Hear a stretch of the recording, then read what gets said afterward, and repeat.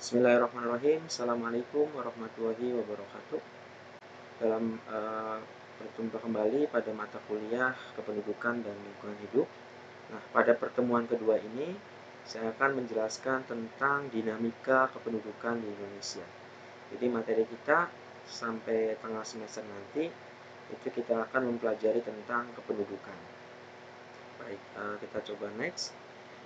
Kependudukan. Nah, ini satu istilah yang memang berkaitan dengan dinamika atau perubahan dari jumlah penduduk yang ada di bumi kita, yang mana kalau kita lihat bahwa semakin kesini penduduk itu semakin meningkat dari jumlahnya, jika dilihat dari jumlahnya. Nah, kemudian penduduk adalah, ini kita lihat pengertian penduduk. Jadi penduduk adalah semua orang yang berdomisili di wilayah geografis Republik Indonesia selama 6 bulan atau lebih, atau mereka yang berdomisili kurang dari 6 bulan tetapi bertujuan menetap.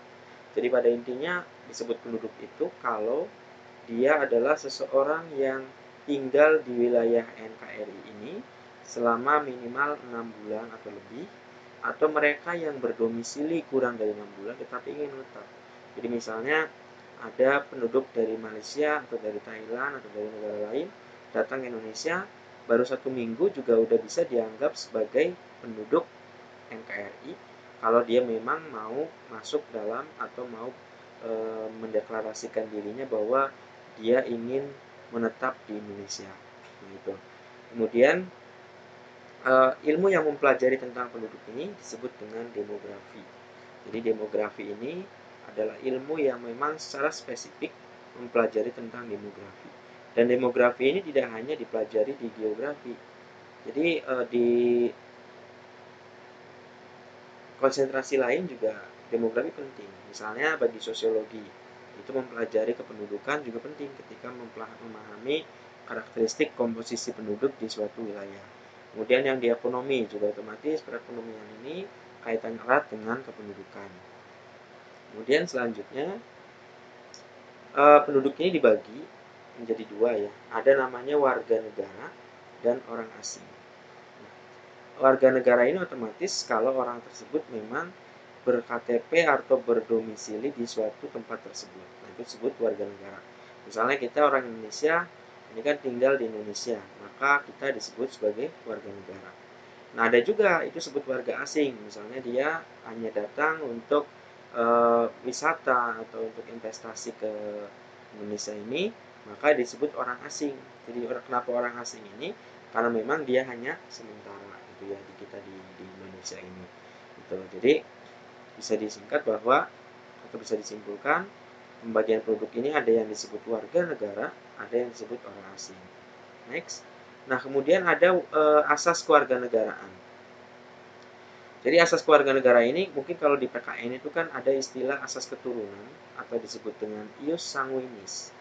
Jadi misalnya kalau dia ini menganut paham bahwa ketika orang lahir di Indonesia tetapi karena keturunannya dari misalnya China atau negara lain, maka dia tidak dianggap sebagai warga Indonesia. Dia tetap menganggap bahwa dia keturunan Cina. Nah, itu kan berlaku juga ya, ada yang menganut negara yang menganut ius sanguinis ini banyak. Jadi dia lahir di manapun, dia tetap dianggap sebagai keturunan Cina, walaupun lahir besar di negara orang gitu. Seperti Cina dan negara lain itu kan menganut paham seperti ini. Kemudian kedua, ada paham namanya tempat kelahiran, asas tempat kelahiran atau disebut ius soli. Nah, kalau ini banyak dianut oleh orang Indonesia. Misalnya kan orang Indonesia lahir di tempat misalnya di Kabupaten A, maka dia disebut sebagai tempat kelahirannya yang disebutkan. Misalnya tanggal lahirnya di mana gitu kan. Misalnya tanggal lahir Bogor misalnya gitu kan, karena dia lahir di Bogor dan seterusnya. Jadi pada intinya dua asas ini memiliki paham yang berbeda. Asas yang pertama berdasarkan keturunan, dimanapun dia lahir, maka dia menggunakan ya tetap dia dianggap keturunan dari negara lain itu. Nah, kalau asas kelahiran itu berdasarkan tempat lahir atau diistilahkan dengan ius soli. Nah, yang kedua ada asas kewarganegaraan tunggal. Nah, ini Jadi kewarganegaraan itu ada dua, ada yang tunggal, ada yang ganda. Nah, yang tunggal itu adalah asas kewarganegaraan di mana dia hanya memiliki satu kewarganegaraan. Contohnya kita mungkin ya, saya itu termasuk orang yang kewarganegaranya tunggal karena saya tidak menjadi warga negara lain. Tetapi ada juga kalau dulu banyak orang yang kewarganegaranya ganda. Jadi dia di Indonesia juga sebagai warga negara, di negara lain juga sebagai warga negara. Nah, itu disebut sebagai asas kewarganegaraan ganda terbatas. Jadi mungkin kalau dulu di sekelas lingkup Indonesia itu juga banyak muncul seperti ini ya, kewarganegaraan yang eh,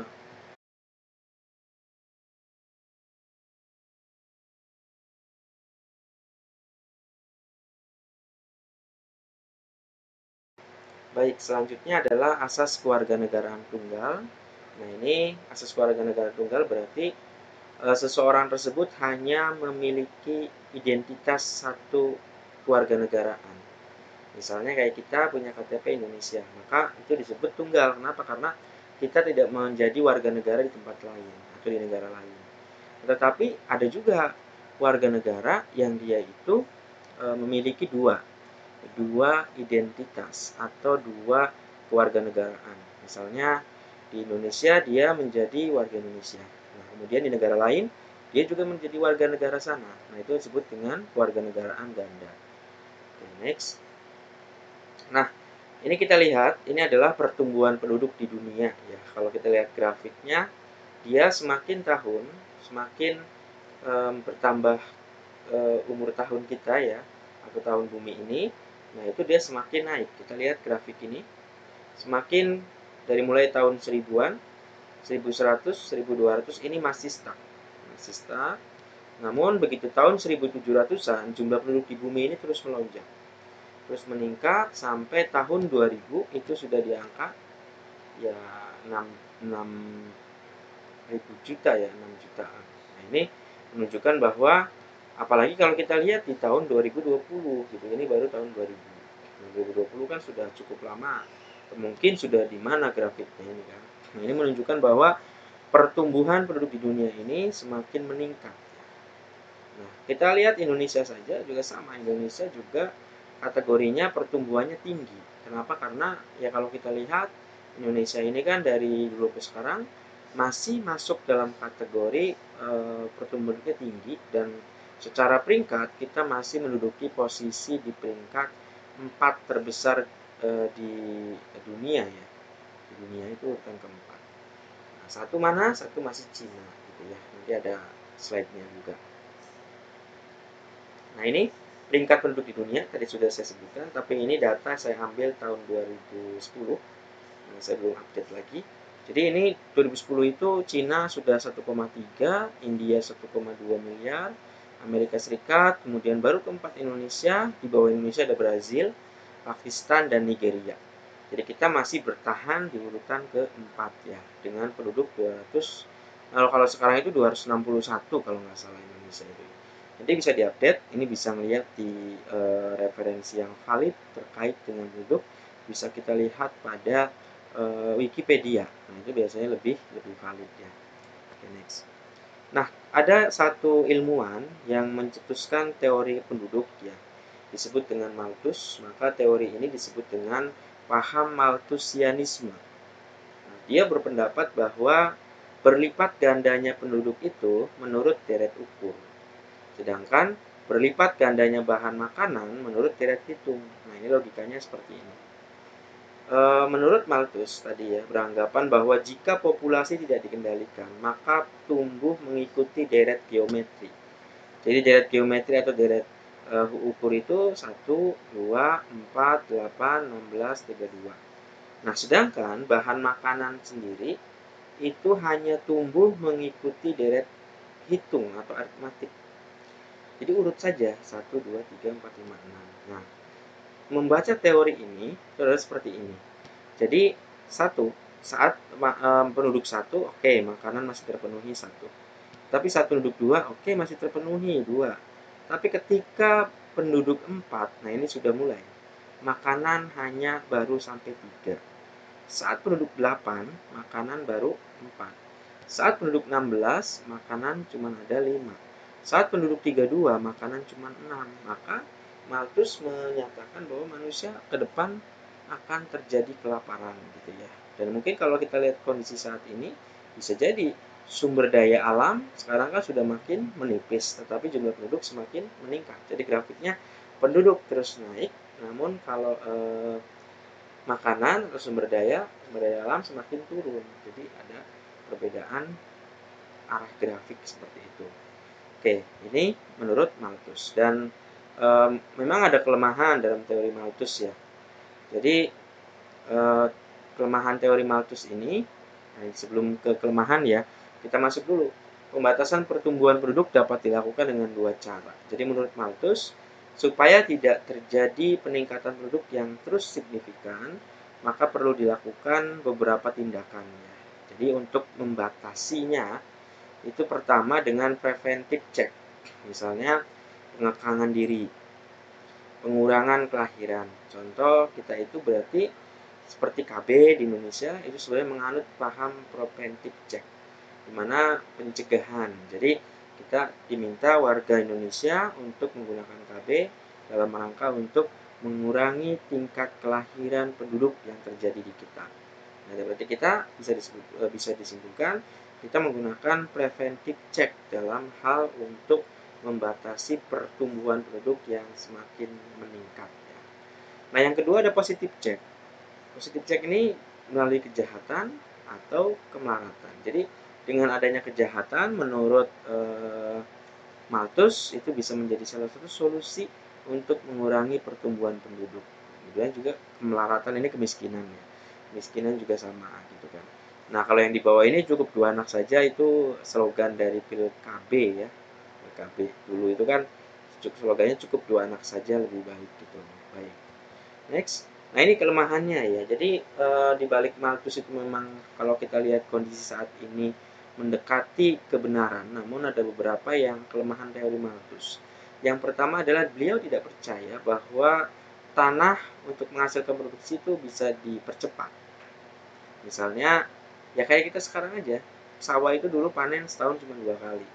Tapi lihat sekarang, di desa-desa itu sawah bisa 4 kali dalam setahun. Berarti di sana ada intensifikasi ya mungkin ya kalau bahasa orang ekonomi atau pertanian, ada peningkatan misalnya kalau dulu ada musim jeda antar penanaman, namun sekarang mungkin sedikit jeda penanamannya gitu kan. Jadi bisa dipercepat. Kemudian ketidakpercayaannya pada kemampuan teknologi untuk memudahkan dalam penghidupan manusia. Jadi Malthus tidak melihat bahwa teknologi sekarang itu mampu merubah alam, mampu mengolah tanah dengan baik. Contoh, tanah yang tadinya tidak subur bisa dengan teknologi pupuk dan sebagainya kemudian diolah gitu kan, maka jadi subur. Kemudian dulu kan namanya nanam padi harus di sawah, sekarang udah bisa hidroponik dan seterusnya. Itu kan teknologi. Nah, kemudian Malthus tidak yakin akan hasil preventive check. Jadi ini preventive ini. Jadi dia kurang yakin dengan metode-metode yang preventif ini mampu mengurangi jumlah atau pertumbuhan penduduk di bumi kita. Oke, next. Nah, kita masuk pada masalah kebijakan pendudukan Indonesia. Masalah pertama adalah di Indonesia ini masalah yang terjadi lebih kompleks. Karena Indonesia kan merupakan negara kepulauan dengan berbagai suku bangsa, adat, dan lingkungan yang berbeda-beda. Otomatis ini berbeda cara memberikan solusinya dengan negara yang mayoritas sukunya atau lingkungannya sama. Gitu kan. Otomatis masalah di kita juga karena Indonesia bentuknya pulau, sehingga ya antar pulau ini mungkin bisa beda budaya dan seterusnya. Oke, kemudian kita like saja. Nah, ini permasalahan berikutnya adalah persebaran penduduk yang kurang merata. Coba kalau kita lihat bahwa penduduk Indonesia ini dengan jumlah 261 juta kurang lebih, itu persebarannya tidak merata. Jadi dari hasil sensus menunjukkan bahwa separuh lebih penduduk Indonesia itu masih bertempat tinggal di Pulau Jawa dan Madura. yang luasnya hanya 6,9% dari luas wilayah Indonesia. Jadi kita masih kategorinya itu orang lebih memilih Pulau Jawa gitu kan. Nah ini mungkin data realnya, data dari tahun 2010. Nanti kan kemarin sensus yang terbaru mungkin sudah keluar tapi saya belum ambil, bahwa ini distribusi penduduk Indonesia tahun 2010 itu Pulau Jawa itu masih sekitar 58% dari 261 juta jiwa. Nah, sisanya menyebar. Yang paling kecil adalah di Papua. Papua dan Maluku itu hanya 3% penduduk Indonesia yang tinggal di sana. Nah, ini menunjukkan bahwa pemerataan jumlah penduduk atau distribusinya belum stabil. Kita masih ngeplot di Pulau Jawa. Sehingga makanya kenapa ibu kota negara akan dipindahkan ke Kalimantan dalam rangka untuk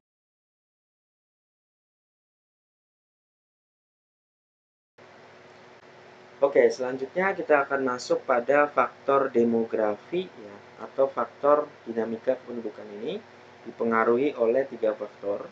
Yang pertama adalah faktor natalitas. Natalitas berasal dari kata natal atau kelahiran. Jadi naik turunnya jumlah penduduk ini kan otomatis dipengaruhi oleh tingkat kelahiran dari suatu negara tersebut. Nah, kemudian yang kedua, faktor demografi yang kedua adalah mortalitas. Mortalitas itu apa? Mortalitas adalah kematian. Nah, selain kelahiran, juga dipengaruhi oleh tingkat kematian dari warga negaranya. Misalnya, lahirnya tinggi, tapi kalau kematiannya tinggi berarti seimbang. Tetapi ada juga yang kelahirannya tinggi, namun kematiannya rendah. Dan otomatis pertumbuhannya akan tinggi ya, atau akan meningkat jumlah penduduknya. Nah, kemudian yang ketiga, faktor yang ketiga adalah migrasi. Migrasi ini perpindahan penduduk dari tempat A ke tempat lain. Nah, itu kalau di sosiologi kan perpindahan migrasi itu disebut mobilitas ya.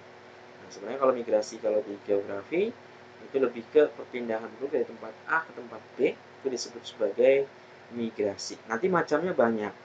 Ada urbanisasi, ada ruralisasi, ada komuter, kemudian ada migrasi, imigrasi, dan sebagainya ya.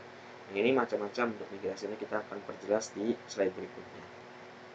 Nah, sumber data kependudukan dari mana? Jadi, ketika kita tahu bahwa Indonesia penduduknya 261 juta jiwa, kemudian Indonesia urutan keempat di dunia, itu dari mana sumbernya?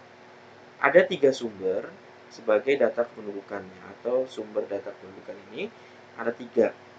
Yang pertama bisa melalui sensus. Nah, bulan Mei lalu kan, Mei Juni ya kalau nggak salah, April Mei itu kan ada sensus penduduk ya yang dilaksanakan secara online. Nah, itu bagian dari untuk melihat atau mengetahui jumlah penduduk per 10 tahun sekali. Makanya sensus penduduk ini dilakukannya tiap 10 tahun sekali. Dan biasanya dilakukan secara serentak. Kalau dulu metodenya canvasser ya. Jadi kita orangnya itu petugas sensus datang ke rumah-rumah, kemudian dia mewawancara dengan warganya atau masyarakatnya untuk menanyakan anaknya berapa, ada yang meninggalkah dalam 10 tahun dan seterusnya. Nah, sekarang ya alhamdulillah teknologinya udah semakin canggih sehingga pada bulan Mei kalau nggak salah ya itu kan kita mengisi dengan model online. Jadi kita hanya akan diberikan link, kemudian divalidasi kakaknya dan KTP-nya, kemudian kita bisa mengisi di sana. Itu sensus. Kemudian ada lagi registrasi. Nah, registrasi ini dilakukan juga sama pada dasarnya untuk memperoleh jumlah penduduk di suatu daerah. Namun kalau registrasi itu tidak seperti sensus. Kalau sensus kan tiap 10 tahun sekali. Kalau registrasi kapanpun dilakukan. Jadi misalnya ada registrasi, nah, ada di sini ya. Oke, saya coba lanjut dulu. Nah, ini registrasi. Jadi kayak misalnya orang lahiran, kemudian kita melaporkan ke kelurahan, itu registrasi. Kemudian ada penduduk yang mau menikah misalnya, itu juga laporan kan ke kelurahan, ke RT setempat, itu registrasi. Ada yang meninggal juga sama, ada yang pindah, misalnya kita mau pindah dari kecamatan kita, ingin pindah ke kota lain, juga perlu dicatat. Nah, pencatatan itu disebut sebagai registrasi penduduk. Nah, makanya dia akan terdata dalam data monografi. Makanya kalau nanti misalnya penelitian atau skripsi ya, kalau minta data jangan data hasil sensus, yang update adalah data hasil registrasi penduduk gitu. Oke, untuk sensus. Nah, sebelum masuk ke survei, saya mencoba menjelaskan tentang sensus itu sendiri. Nah, sensus ini tadi ya sudah saya singgung bahwa kegiatan untuk menghitung jumlah penduduk suatu negara. Jadi dengan sensus ini kita bisa tahu nantinya penduduk kita itu ada berapa sih selama 10 tahun ini, peningkatannya berapa, pertumbuhannya berapa, dan seterusnya. Nah, di Indonesia sensus ini dilaksanakan setiap 10 tahun sekali. Tetapi pada faktanya ada beberapa waktu yang tidak dilaksanakan tiap 10 tahun sekali. Contohnya, coba kita lihat, tahun 1930 itu pertama kali sensus dilakukan. Itu pada zaman mungkin masih Belanda ya. Nah, kemudian lanjut ke 1961 baru ada lagi. Nah, ini apakah 10 tahun? Kan tidak ya. Nyampe 30 tahun. Kemudian dari 61 ke 71 ya baru 10 tahun. Ini 9 tahun, 10 tahun, 10 tahun, dan seterusnya. Nah, itu menunjukkan bahwa, dan yang terakhir kan 2020. Ini menunjukkan bahwa kita itu sensus dilaksanakan tidak selamanya 10 tahun atau tidak semuanya 10 tahun, tapi beberapa tahun itu berbeda ya. Jadi mungkin karena faktor tertentu lah, itu sensus. Nah, ini hasil sensus penduduk Indonesia pada tahun 2000. Nah, ini ada namanya sensus antara ya. Antar sensus maksudnya. Ini 2005 antar sensus. Nah, ini 2010, nanti saya coba update 2020 ya. Kemudian sensus itu dibagi dua berdasarkan pelaksanaannya, ada dua. Ada model sensus de jure dan sensus de facto. Nah, apa de jure atau de jure? Itu adalah sensus yang dilaksanakan pada warga atau penduduk yang benar-benar bertempat tinggal di daerah tersebut. Misalnya, saya sebagai bukan penduduk Jakarta, KTP saya bukan Jakarta. Nah, itu kalau menggunakan sensus de jure atau de jure ini, saya tidak disensus, saya tidak dihitung, karena saya bukan penduduk Jakarta, bukan memiliki KTP Jakarta. Saya sensusnya di kampung saya. Nah, tetapi kalau dengan de facto, kalau de facto itu faktanya dia ada di situ, maka dihitung. Jadi kita ada de jure dan de facto. Bedanya kalau de jure berdasarkan domisili dan KTP-nya, kalau de facto itu berdasarkan faktanya ada di situ sehingga dia tersensus. Jadi kalau saya bukan warga Jakarta, kalau sensusnya menggunakan de facto itu saya disensus. Tapi kalau de jure saya ditanyain KTP-nya, saya ya tidak disensus karena tidak dihitung sebagai warga Jakarta gitu ya. Oke, itu untuk sensus berdasarkan pelaksanaannya. Nah, berdasarkan metodenya, oke, sebelum itu ya, di Indonesia pakai yang mana? Nah, di Indonesia ini menggunakan dua metode atau dua pelaksanaannya, menggunakan dua cara. Jadi dua-duanya dipakai. Kalau di desa menggunakan de jure, kalau di kota menggunakan de facto. Jadi kita menggunakan dua metode. Oke. Next, selanjutnya berdasarkan metode yang digunakan. Tadi kalau ini berdasarkan pelaksanaannya ya. Ini metode yang digunakan ada sensus canvasser dan sensus householder. Nah, apa bedanya dari dua metode ini?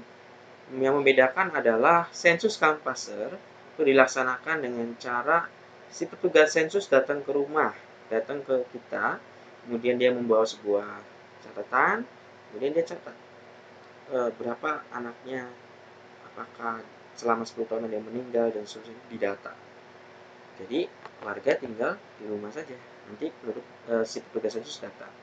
Nah, berbeda dengan householder. Kalau householder itu dia dengan menggunakan metode si petugas sensus atau si penyelenggara sensus ini mengirimkan formulir atau isian ke warga warga di negaranya, kemudian diminta mengisi seperti isian tadi kuesioner, kemudian warga mengembalikan kembali.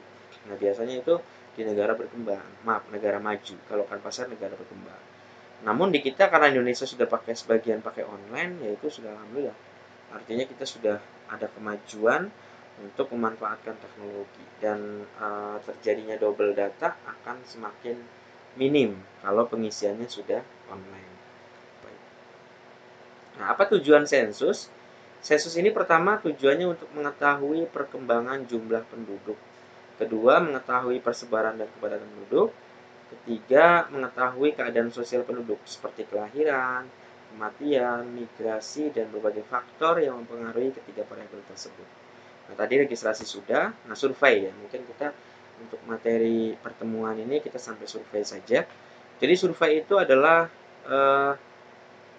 pengumpulan data dari sebagian populasi yang pemilihan sampelnya adalah dilakukan dengan metode statistik. Nah, sederhananya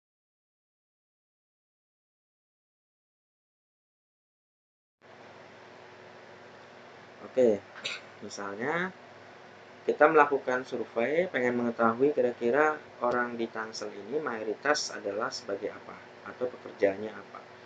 Nah, maka kita tidak perlu sebenarnya menanyakan seluruh orang di sini kerjanya apa dan seterusnya, tapi kita bisa mengambil sampel saja. Misalnya sampel di Serpong gitu ya, atau kita bisa menyebar, misalnya Serpong 5, Pondok Aren 5, dan seterusnya. Nah, itu tergantung biaya dan waktu yang kita inginkan. Dan bedanya survei ini bisa dilaksanakan kapan saja, tidak terikat dengan waktu seperti sensus. Kalau sensus kan harus 10 tahun sekali. Kalau ini kapan saja dan tergantung tujuannya gitu. Misalnya kita sebagai peneliti misalnya nanti mau penelitian skripsi itu kan mau mensurvei satu kampung misalnya tentang bagaimana persepsi orang terhadap satu fenomena A gitu. Nah, itu kan berarti nggak harus ditanya semua, kita menggunakan sampel saja. Disurvei sampelnya misalnya dari 100 maaf dari 1000 penduduk, kita diambil 100 orang untuk diberikan angket atau 10 orang untuk diwawancara dan seterusnya.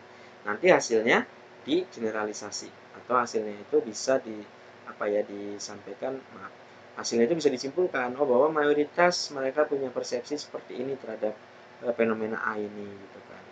Oke. Baik, mungkin itu saja untuk pertemuan kita kali ini. Silahkan pelajari dari sumber-sumber lain tentang kependudukan ini, karena materi kependudukan ini cukup luas dan banyak sekali sumber yang bisa kita pelajari. Cukup sekian, terima kasih. Assalamualaikum warahmatullahi wabarakatuh.